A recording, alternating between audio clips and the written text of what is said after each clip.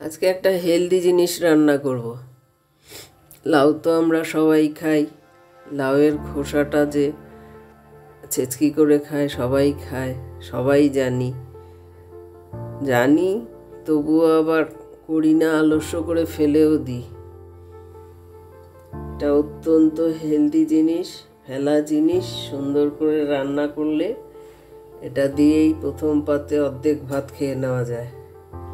এর জন্য আমি এই যে লাউয়ের খোসাগুলো এরকম লম্বা লম্বা করে কেটে একটু সেদ্ধ করে নিয়েছি। এবার তেলের মধ্যে একটা শুকনো লঙ্কা দিলাম আর একটু সর্ষে ফোড়ন দিলাম। আগে মা ঠাকুমারা এটা কখনোই ফেলতো না, এটা রান্না করা হতো প্রথম পাতে, ভাতের পাতে, গরম ভাতের সাথে। এটা অত্যন্ত উপাদেয় এবং সুস্বাদু খাদ্য। দিয়ে দিলাম তেলের মধ্যে এটা।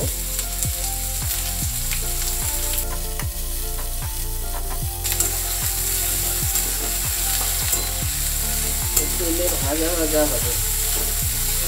আমি এগুলো একটুখানি এইভাবে ভেঙে দিই। আমি বলি এটাকে লাউয়ের খোসা বটি। এটা ছোট ছোট করে এরকম ভেঙে ভেঙে দেওয়া হয়, এটাকে বটি বলি। আমার বাপের বাড়িতেও এটাকে লাউ বটিই বলতো, লাউয়ের চোখলার বটি। অল্প হলুদ দেব, কালারটা রাখতে চাই। অল্প নুন, অল্প কয়েক দানা চিনি দেব।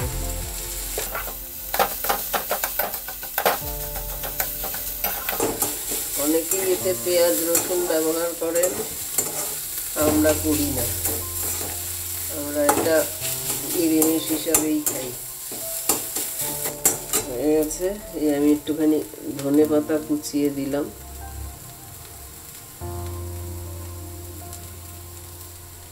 একটা কাঁচা লঙ্কা কুচিয়ে দিলাম।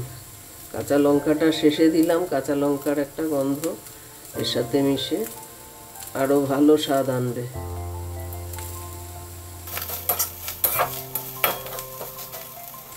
লাউয়ের খোসা বটি আমার রেডি।